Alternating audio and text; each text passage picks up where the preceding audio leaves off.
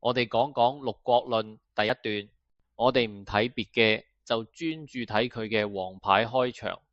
第一段，蘇洵呢位北宋嘅政治評論家，一開口就把2000年嚟大家深信不疑嘅歷史觀點俾炸開咗。佢直接丟低結論：六國破滅，非兵不利，戰不善，弊在賂秦。呢句話係我哋今日分析嘅重點。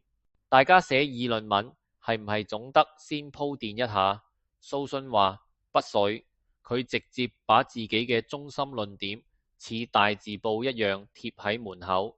呢就係議論文中最硬核嘅手法，開門見山。論點一出，氣勢如虹，讀者立刻就俾佢捉住啦。佢嘅開門見山仲內藏玄機，其實係一個超級高明嘅駁論技巧，叫做先破後立。破，佢知道當時大家都以為六國滅亡係秦國太強，所以佢先駁斥呢個大眾觀點，非兵不利，戰不善，不是兵器不鋒利，亦唔係打仗唔夠好。立，推翻咗舊觀念，佢馬上建立自己嘅蘇氏新理論，弊在賂秦。真正嘅問題係割地賄賂秦國。呢種先破後立嘅筆法，讓文章充滿咗辯論嘅張力。蘇洵簡直就係歷史界嘅破壞王。接着我哋嚟做個字詞偵探，睇下第一段最後兩句嘅兩個關鍵字，或曰六國互喪，率賂秦耶，或有人嚟踢館，或喺呢度嘅意思係有人有嘅人。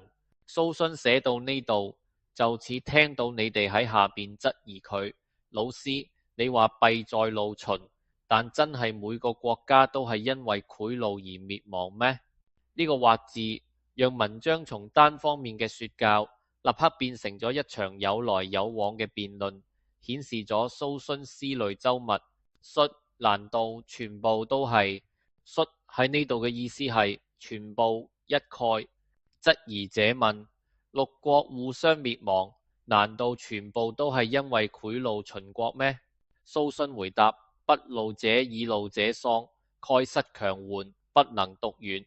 佢解釋，不是全部都賂秦，嗰啲不賂秦嘅國家係被嗰啲賂秦嘅隊友俾拖累咗，因為隊友不斷送地，失去咗強大嘅盟友，冇法單獨保存，所以就算你唔賂秦，最終嘅弊病依然要歸咎於賂秦呢個大問題。總結一下，第一段係蘇洵嘅歷史判決書，佢用開門見山立論，用先破後立辯論，更用或同率嘅問答，讓文章邏輯嚴密，滴水不漏。佢話俾我哋，六國唔係死於秦國嘅強大，而係死於自己嘅錯誤決策。接下嚟我哋就要深入課文，睇下佢用抱薪救火嘅比喻，如何將呢個論點發揮得淋漓盡致。